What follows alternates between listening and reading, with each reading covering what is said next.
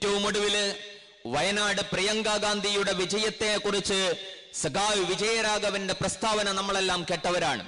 വർഗീയ ചേരിയാണ് പ്രിയങ്ക ഗാന്ധിയുടെ വിജയത്തിന് പിന്നില് എന്ന് അങ്ങനെ ഒരു സഖാവ് പറയുമ്പോ ആ ഒരു വർത്തമാനം ആര് പറഞ്ഞതാണ് എന്നത് നമ്മൾ ശ്രദ്ധിച്ചില്ലെങ്കിൽ നമ്മളൊക്കെയും മനസ്സിലാക്കുക അത് BJPയുടെ ഏതോ നേതാവ് പറഞ്ഞ ഒരു പ്രസ്താവനയായിട്ടാണ്. കാരണം പ്രിയങ്ക ഗാന്ധിയെ വിജയിപ്പിച്ചത് മുസ്ലിം വർഗീയ ചേരിയാണ് എന്ന ഒരു പ്രസ്താവന BJPക്കാരനായ ഒരു നേതാവിന്റെ അടുത്ത് നിന്ന് വരുന്നത് സ്വാഭാവികമാണ്.